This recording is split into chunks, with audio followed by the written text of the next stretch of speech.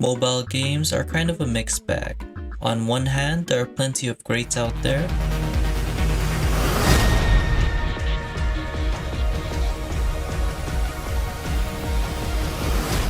And then there's the Spawn Dragon Z. Not to mention the dozens of cheap knockoffs ripping off the latest trend and flooding the market. That's why I have a lot of respect for the ones that try to get out of their comfort zone and try something unique. Dan the Man is one such game. Dan the Man is an arcade-like beam-up based directly on the popular web series of the same name. The web series was an adult parody on video games, telling a relatively more mature story while using the retro look of in-game sprites. Basically like those funny skits you'd see on Dorkly Bits or others like it during the golden age of YouTube. Do you need some help or anything? What? The web series consisted of 7 videos being labeled as stages of the game, with the final 8th stage being a playable game instead, which was a pretty interesting concept at the time. So, this is the story of Dan the Man, and how a simple web series on YouTube cemented itself as a legend among the mobile classics.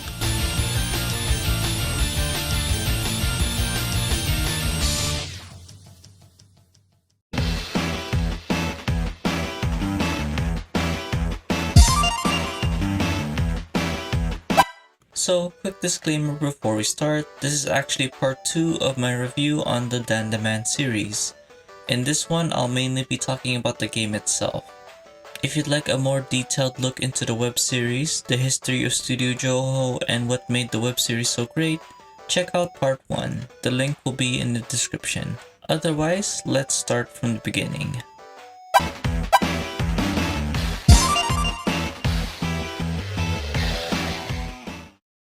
Dan the Man was created by Joe Brum over at Studio Joho back in 2010 and follows the story of an orange-haired protagonist named Dan and his journey to beat the game.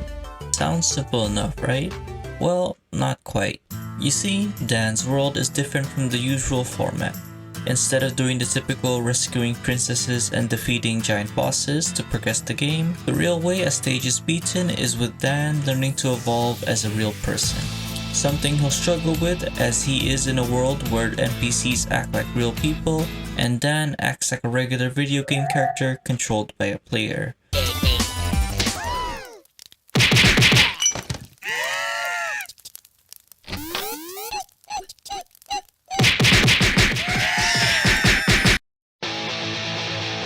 Along the way, Dan befriends 3 important characters who act almost like his guide. There's Josie, his love interest. Both are capable fighters, but Josie is the more innocent of the 2. The last are a couple of friendly geezers who come along Dan's adventure despite being a bit incompetent at times.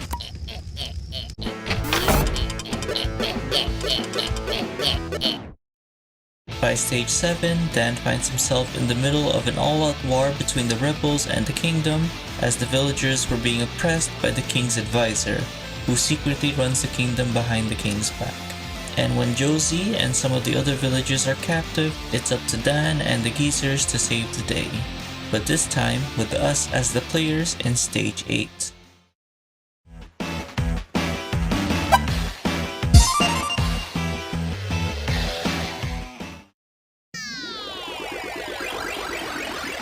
The game stays close to its roots and actually plays like how you'd imagine, combining elements of a traditional side-scroller with combat similar to Smash. You can punch and kick with a single button combo, and you can grab nearby enemies to perform either a side throw or a powerful uppercut.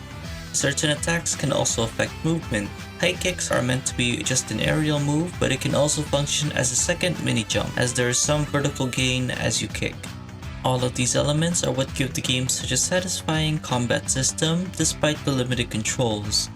You can also choose to play as 3 distinct characters other than Dan. Josie fights identically to Dan, but with more leg-based attacks and a red aura. And we have Halfbrick's Berry Steak Fries, who adopts a more run-and-gun playstyle as he's given an infinite shotgun but a limited moveset, which fits his character surprisingly well considering the game he's from.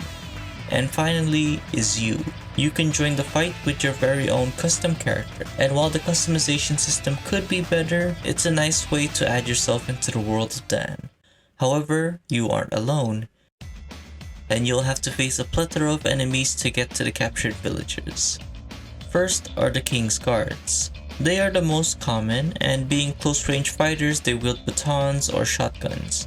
They're not really much of a threat, mostly just fodder for the real enemies like the Kingdom's SWAT team. They are much more dangerous than the guards as they work in tandem, have access to high-tech drones, and wield heavy weapons and even jetpacks. Then there's the mini-bosses, large, powerful enemies that can shrug off and tank most normal attacks. They are relentless and will chase you down when spotted. Even at a distance, you're not safe from them, so it's usually best to take them out first. If your health bar depletes, a revive potion will save you, but only once. Afterwards, you'll have to buy another one at the vendor or find one somewhere on the map. There's also an abundance of secrets, with every nook and cranny rewarding the more explorer type player. Secret areas in particular provide a ton of loot and affect your overall score. Each level has a 5-star checklist for completionists like myself. There are about 12 stages in total, and it is divided into 4 sections with a boss fight at the end of each third level. And the further you get through the levels, you can see how much chaos you've been causing, with buildings set on fire, businesses looted, and civilians running around. Eventually, you'll find yourself battling on a train in a burning building, or being chased by a super laser from space. Finally, at the end of every third level are the main bosses. The first 2 aren't really worth talking about as they're pretty straightforward, but the last 2 aren't. The Dark Master is much more interesting to fight as he's the only one who can block projectiles and will teleport you from place to place to try and get the upper hand, making the fight purely on being able to dodge and strike when he's vulnerable. Lastly, the final boss, which is the biggest robot so far, is controlled by a rebel who betrayed everyone and is looking to take over the kingdom for himself. This giant robot attacks in a variety of ways, with homing missiles, flamethrowers, electro balls, or just straight up throwing hands. But if you're able to evade and strike at the head, you'll end up the victor. Halfbrick could have just given us the base game and left it there, but they were nice enough to add in a lot of extra content. Endless mode has you fight against hordes of enemies, with each level getting tougher and stages getting more hazardous the further you go. It's a good mode to hone your skills, and it's a great time waster. Plus you get to see your score on the global leaderboard. Adventure mode, which used to be called the weekly mode, has you play through 5 levels, each one with a different win condition, usually an obstacle course, arena battle, or sometimes a mix of both. Aside from being fun to do, it's also how you can earn some costumes that are in the item shop. Then there's multiplayer, which is pretty decent, but you need a really strong internet connection to play, as I was lucky to just get into a match. And although it was a bit laggy, I enjoyed it a lot. You compete/work together with another player to get the highest score possible. The only difference between them and the single player modes is that coins now add to the timer of the player who collects it, making it vital in some cases if you want to have the better score. Finally is the event mode, which is just a random event that could be about anything. In this mode, you play event-related stages to earn rewards like cosmetics, power-ups, or coins, but only for a limited time. One of the cooler events I remember was the Jetpack Joyride crossover, where the stage takes place in the lab. Even if you don't get the rewards, playing the stages is a nice change of pace and a great way for Halfbrick to keep the game fresh.